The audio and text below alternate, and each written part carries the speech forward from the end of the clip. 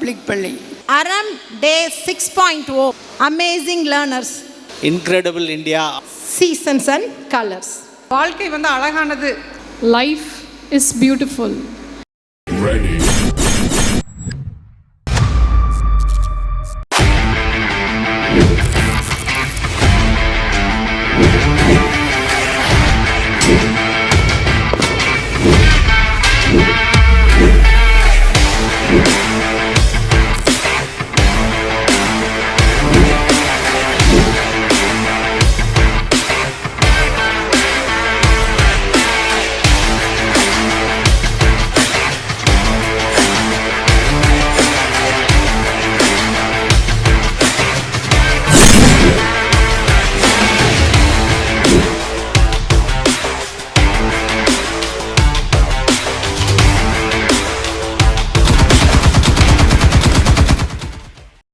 இங்கு இந்த மேடையில் வீற்றிருக்கும் அனைவருக்கும் எனது மாலை வணக்கம். இங்கு தங்களது குழந்தைகள் வாழ்க்கை அழகாக இருக்க வேண்டும், ஆரோக்கியமாக இருக்க வேண்டும், அவர்கள் திறமைகளை பார்க்க வேண்டும் என்று இங்கு கூடியிருக்கும் அனைத்து பெற்றோர்களுக்கும் தாத்தா பாட்டிகளுக்கும் எனது மனமார்ந்த மாலை வணக்கம். இந்த அறம் பப்ளிக் ஸ்கூலில் இருக்கும் ஒவ்வொரு செங்கல்லும், ஒவ்வொரு என்ன சொல்கிறது, ஒவ்வொரு உயிருள்ள எல்லாருமே இங்கே யாரெல்லாம் வேலை செஞ்சுட்டு இருக்காங்களோ அவங்க எல்லாமே வந்து அந்த இங்கே இருக்கிற குழந்தைகள் வந்து வாழ்க்கை அழகாக இருக்க வேண்டும், வளமோடு இருக்க வேண்டும், நல்ல செல்வங்களாக வெளிவர வேண்டும் அப்படின்னு சொல்லிட்டு பாடுபட்டு இருக்கிற அனைத்து மேனேஜ்மெண்ட் மற்றும் ஊழியர்கள், இதற்கு பின்னால் வேலை செய்து கொண்டு இருக்கும் அனைவருக்கும் எனது மாலை வணக்கம். எனது வாழ்க்கை அழகாக இருக்க வேண்டும், எனது வாழ்க்கை அழகானது அப்படின்னு எனக்கு வாழ்க்கையின் வேல்யூ சொல்லி கொடுத்த எங்கள் அம்மாவுக்கு, என் கூடவே பிறந்ததுலேருந்து கூடவே இருக்கிற என் 2 பெரியமகளுக்கும் எனது மாலை வணக்கம். எனக்கு வந்து கல்யாணம் பண்ணி எனக்கு வாழ்க்கையை அழகாக்கின அத்தைக்கு எனது மாலை வணக்கம். கொஞ்சம் உணர்ச்சி வசப்பட வேண்டிய ஒரு சூழ்நிலை. எனக்கு இன்னொரு அம்மா, என்னோடய மாமியார், அவங்களும் வந்திருக்காங்க. வணக்கம். எனக்கு வந்து என்னோடய வாழ்க்கை வந்து நான் தான் முதல் பெண்ணு. என்னோட தங்கைகள் வந்து எனக்கு இன்னொரு மகள்கள் மாதிரி. அவங்க எனக்கு 2 தங்கை, ஒரு தம்பி. அவங்கள வளர்த்துன பெருமையும் எனக்கு உண்டு. அவங்க அது போக என்னோட தங்கையோட குடும்பத்தினர் வந்து எனக்கு மோர் தென் உமாண்டியெல்லாம் சொல்லணும், எனக்கு என்னோடய வாழ்க்கை நல்லா இருக்கணும் அப்படின்னு நினைக்கிற ஒரு ஜீவன். அதே மாதிரி அண்ணா, எனக்கு மாலை வணக்கம். எல்லாத்துக்கும் இந்த இடத்துல நான் மாலை வணக்கத்தை சொல்லிக்கணும். நான் அதாவது லைஃப் இஸ் பியூட்டிஃபுல், வாழ்க்கை வந்து அழகானது அப்படின்னா நம்ம வந்து ஒரு பெரிய வெற்றி கொண்டாட்டத்தில் தான் நம்ம அழகானது அப்படின்னு நினைக்கக்கூடாது. சின்ன சின்ன விஷயங்கள், வாழ்க்கை அப்படிங்கிறது துன்பங்கள், இன்பங்கள், அதே மாதிரி மேடு பள்ளங்கள், கஷ்டமோ நஷ்டமோ எல்லாமே இருக்கும். அதிலிருந்து வெளியில் வந்து நம்ம சந்தோஷமாக ஒரு வாழ்க்கையை பார்க்குறோம் பாருங்கள், அதுதான் லைஃப் இஸ் பியூட்டிஃபுல். எனக்கு வந்து வாழ்க்கை வந்து ஒரு மதிப்பை வந்து எங்கள் அப்பா அம்மா எனக்கு கற்றுக் கொடுத்தாங்க. அதனால் என்னோடய வாழ்க்கை வந்து நான் அழகாக இருக்கிறது அப்படிங்கிறது, நான் வந்து என்னோடய வாழ்க்கை அழகாக இருக்கிறது எல்லாருமே பெருமைப்படுறாங்க அப்படின்னா அதுக்கு வந்து வாழ்க்கையோட மதிப்பை வந்து நீங்கள் தெரிஞ்சுக்கணும். வாழ்க்கையோட மதிப்பு, அது வேல்யூ அப்படின்னா என்ன அப்படிங்கிறதுக்கு ஒரு சின்ன கதை நான் உங்களுக்கு சொல்கிறேன். நான் பெற்றோர்கள் வந்து இந்த இடத்துல வந்து நீங்கள் ஒவ்வொரு குழந்தைக்கும் வந்து ஒரு மதிப்பு சொல்லி கொடுக்கணும். அதுதான் ரொம்ப முக்கியம்.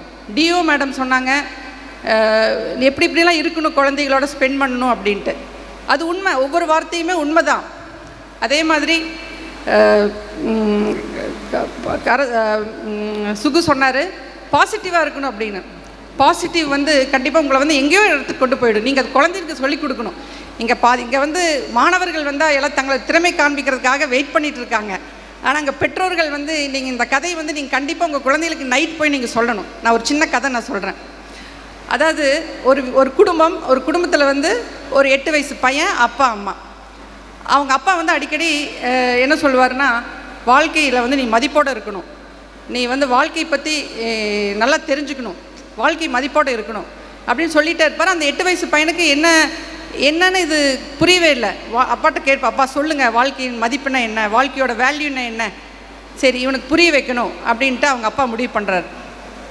அவங்க அம்மாட்ட சொல்கிறாரு, நீ இதை வந்து நான் வந்து பண்ணுற இந்த சோதனையில் வந்து நீ தலையிடக்கூடாது, அவன் கஷ்டப்படுறதை நீ பார்க்கக்கூடாது.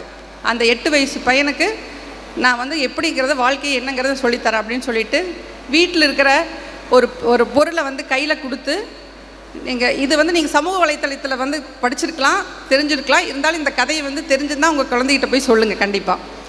என்னென்னா அந்த பொருளை வந்து கையில் கொடுத்துட்டு, சனிக்கிழமை சந்தை இருக்கும், அந்த சந்தையில் பக்கத்தில் ஒரு குப்பைகள்லாம் அதிகமாக இருக்கிற ஒரு இடத்துல போய் நின்றுட்டு எதுவுமே பேசக்கூடாது. கையில் வந்து இந்த பொருளை மட்டும் நீ கையில் வச்சுட்டு யாராவது ஏதாவது கேட்டாங்கன்னா இப்படி மட்டும் சொல்லு அப்படின்னு சொல்லி அனுப்பிச்சுடுவார்.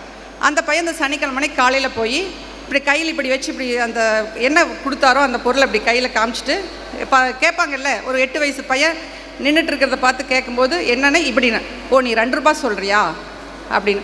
அந்த பையனுக்கு அங்கே இருக்கிற அந்த நாத்தம், கொசு தொல்லை எதுவுமே அவனுக்கு பிடிக்கவே இல்லை. அவங்க அம்மாவுக்கு ரொம்ப வருத்தம், பையனை போய் 8 வயசு பையனை இப்படி கஷ்டப்படுத்துகிறாங்களே அப்படின்ட்டு. அதுக்கப்புறம் அந்த வீட்டுக்கு வந்துடுறான். இன்றைக்கி என்ன நடந்தது அப்படின்னு அவங்க அப்பா கேட்குறாரு.